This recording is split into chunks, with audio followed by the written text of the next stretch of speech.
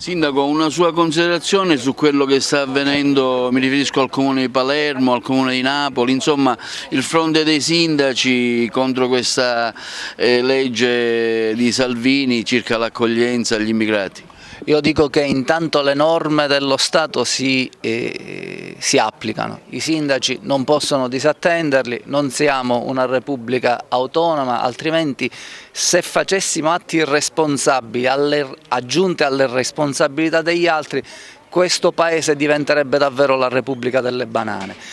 Il provvedimento del governo, secondo il mio punto di vista, manifesta profili di incostituzionalità e anche di difficoltà oggettive di attuazione. Si apra un confronto, ho detto ieri, con il Viminale, l'ho detto anche ai miei colleghi dell'ANCI, chiediamo un incontro al Presidente del Consiglio e al Ministro Salvini per incontrarli e verificare i profili di questa norma.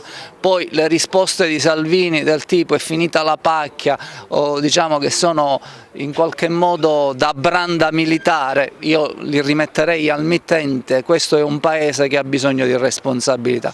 Dice Salvini, i sindaci diano i servizi ai cittadini piuttosto che occuparsi di questo, anche questo mi pare un'operazione da branda militare.